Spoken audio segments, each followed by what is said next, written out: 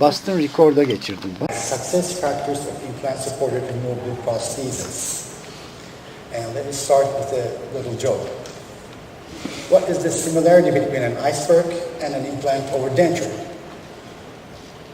And the answer is they create less problem if they do not move. And another one, what is the dissimilarity between an implant over denture patient and the captain of the Titanic? And the answer is patients care more for the visible part of an implant over denture, and the captain cares more for the invisible part of an iceberg.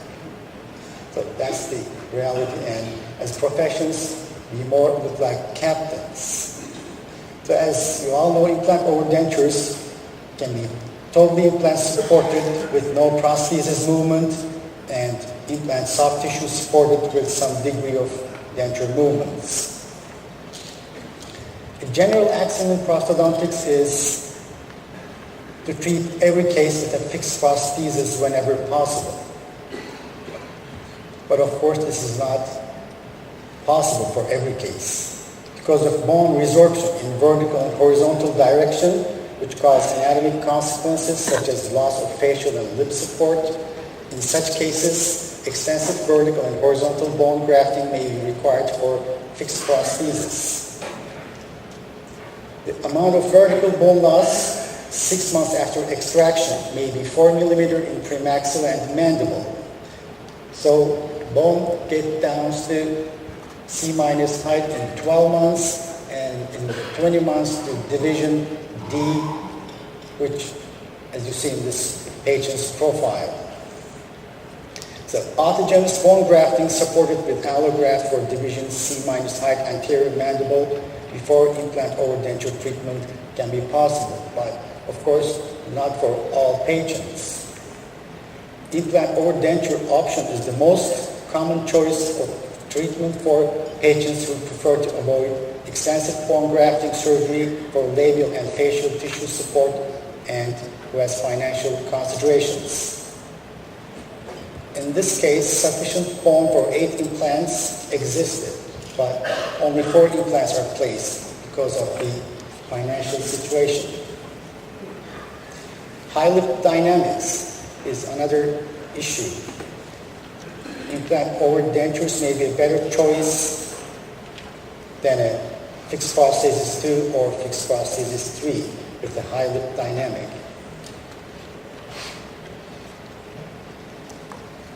How to achieve success for implant prosthesis is not only implant placement and osseointegration.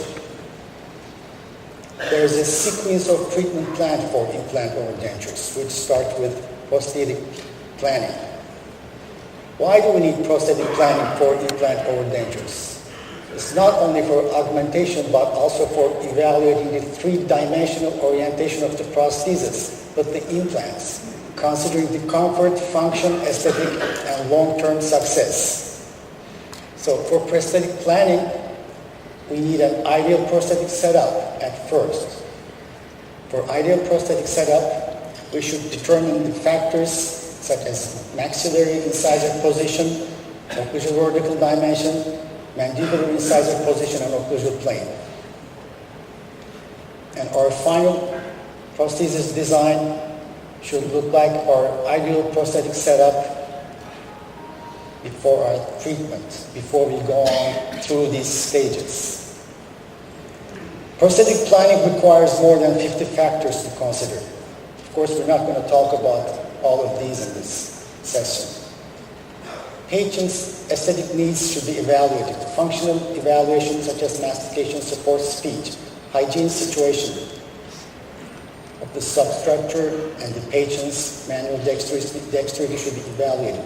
And evaluation of overdenture biomechanics includes force factors. And all these include force factors such as occlusion and parafunction, bone volume and density, crown height, space and cantilever, implant number, position, diameter and length, splitting of the implants, opposing arch and arch form. They all include force factors, and they should be evaluated in the prosthetic planning. Here's the patient force factors. They supported by prosthesis, attachments, superstructure, implant, and bone. So patient's force factors are bruxism and clenching. We usually see in cantilever, crown height, muscle dynamics. As you see in the bottom of these two pictures, the muscle dynamics are not the same between these two people.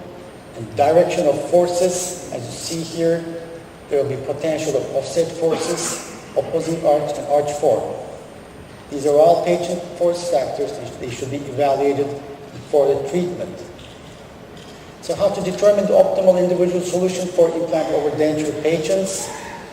We should first know the patient's desire, then the financial situation, and we should evaluate the amount of retention, support, and stability needed.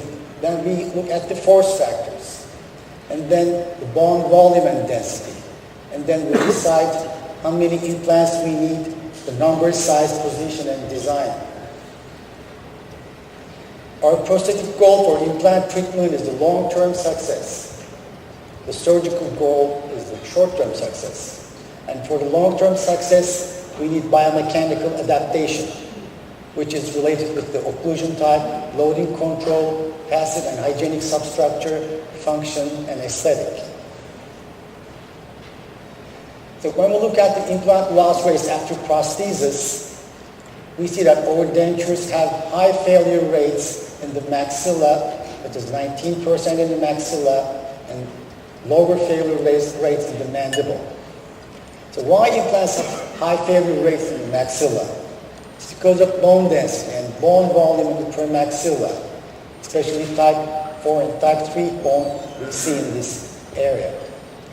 The elastic modulus of bone and titanium are different. As this difference increases, the failure rate also increases. Quality of bone and implant success